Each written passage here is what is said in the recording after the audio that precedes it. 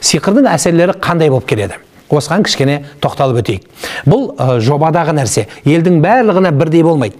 Сиқыр мен ер мен әйелдің ажырасуы бар, бір себебі. Екіншісі, адамның ауруы күшейеді. Дәрілер әсер етпейді, ауыра береді, емделсе де қалаған дәрігерге барып, қанша дәрігерге барса да емі табылмай қалады. Әрдайым денесі ауыр тартып жүретін болады. Күлкі мен қуанышы кетеді. Денесінің кейпі пішін өзгереді. Сиқыр болса адамның реңі қараяды, ал көз тисе сарғаяды деп айтқан ғұламалар. Жаралар, адамның жұқпалы болған, дәрілер әсер бермеген, адамға пайда бермеген, бірден өздігінен өзі шығатын әртүрлі аурулар көбейе бастайды.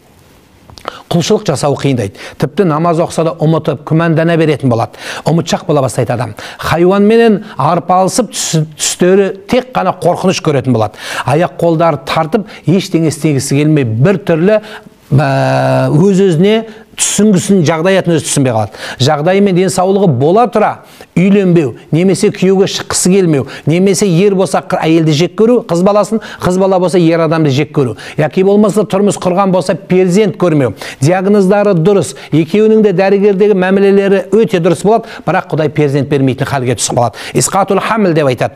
Келесі исқатул хамл деген бала түсіп қала беретін болады. Яғни себепсізден себепсіз, ешқандай угрозасыз, ешқандай дәрігер себепсізден себепсіз, ыстықсыз, суықсыз бірден бір бала түсіп қалатын болады. Сихрул мухаббаның бұлар бәрі кесірі, яғни отбасы бұзылады. Келесі әйелдікі бедеулік болады да, ер адамдікі белсіздік болады. Жұмыс пен ризығы тосқауыл болып өздігінен жүрмейтін болады. Жұмыс қалай жүріп келді, өздігінен өзі бірден тоқтайтын болады.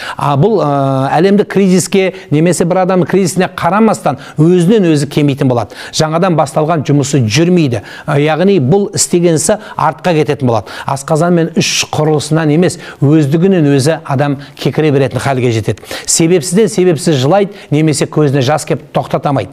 Құран оқығанда жүзінің қараюы, немесе сарғаюы жалғыздықты сүйетін болады. Түнді сүйетін болады.